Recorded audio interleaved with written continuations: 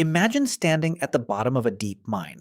The air feels heavy, warm, almost uncomfortable. At first, that might not sound surprising. After all, mines are cramped places with workers, machines, and limited airflow. But here's the strange part. Long before engines, electricity, or modern equipment existed, miners were already reporting the same thing. The deeper they dug into the earth, the hotter it became. Why? If our planet formed more than 4.5 billion years ago, shouldn't it have cooled down by now?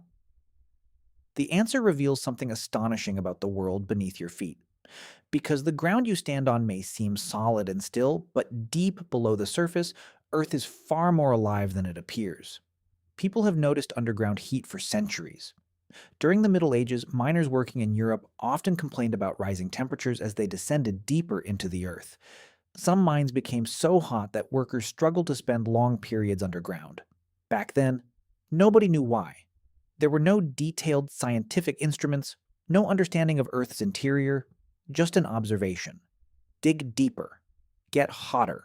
For hundreds of years, that mystery remained unsolved. Then, in the 19th century, a famous physicist believed he had finally found the answer. His name was Lord Kelvin. Today, most people know him because the Kelvin temperature scale is named after him.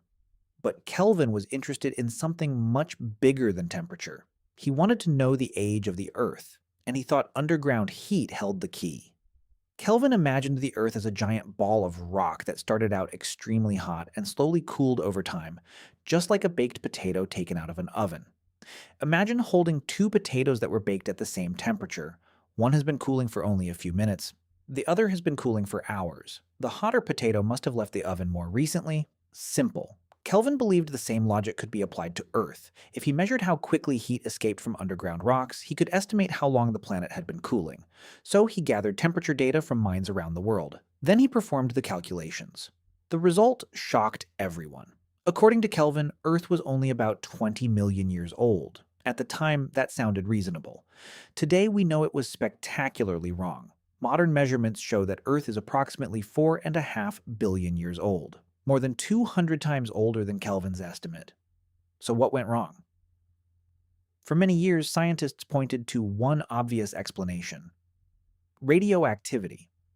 Kelvin lived before the discovery of radioactive elements. He had no idea that atoms buried deep inside the Earth were constantly breaking apart and releasing energy. These reactions generate enormous amounts of heat. Even today, radioactive decay contributes significantly to the heat inside our planet. But surprisingly, that wasn't the biggest mistake. Even if Kelvin had known about radioactivity, his estimate would still have been far too low. The real problem was much deeper. Kelvin imagined Earth as a giant solid object, a cooling rock, a cosmic potato. But Earth isn't like that at all. To understand why, you have to journey far below the surface.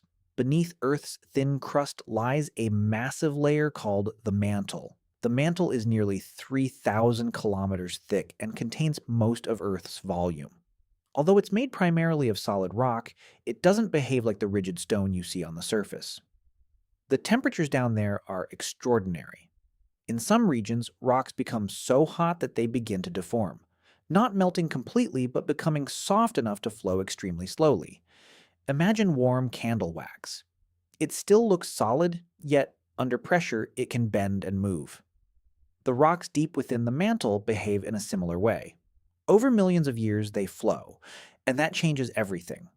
When rock near the bottom of the mantle gets heated by Earth's core, it becomes slightly less dense. Just like hot air rising above a candle flame, the warmer rock begins to rise. Meanwhile, cooler rock higher up slowly sinks. This movement creates enormous circulation patterns called convection currents. These currents are incredibly slow. A single cycle can take millions of years. But over geological timescales, they move vast amounts of material and heat throughout the planet. Think about a pot of soup heating on a stove. The liquid at the bottom warms first and rises. Cooler liquid sinks to replace it. Eventually, the entire pot circulates. Earth's mantle behaves in a surprisingly similar way. Except instead of soup, it's rock. And instead of minutes, the process takes millions of years. This constant churning transports huge quantities of heat from deep inside the planet toward the surface, far more efficiently than simple conduction through solid rock. And that's why Kelvin's calculations failed. He assumed heat could only move slowly through stationary material. He didn't realize the material itself was moving. The difference is enormous. Without convection, Earth would lose heat in a completely different way.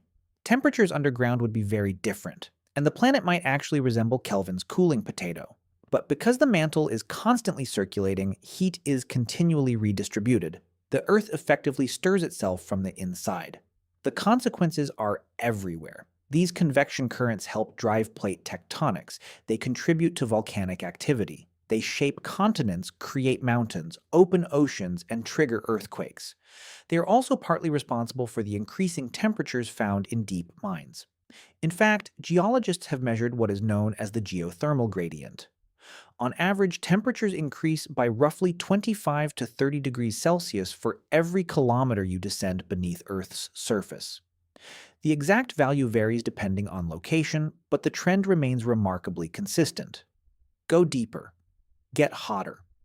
Keep descending far enough and conditions become unimaginable.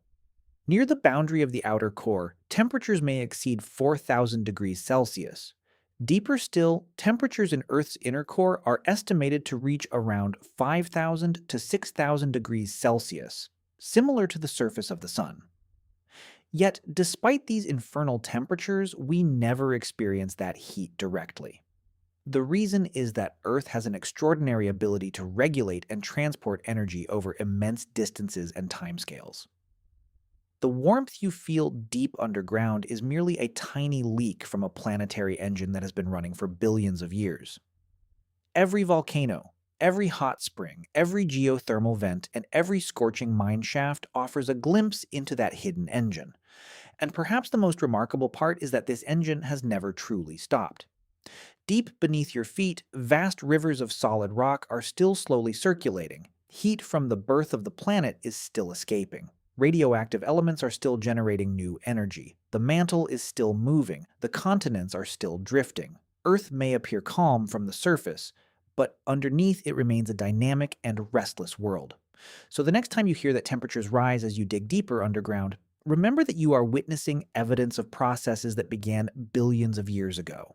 The heat isn't just trapped beneath the surface. It's a reminder that our planet is still alive, still evolving, and still carrying the warmth of its ancient origins deep within its core.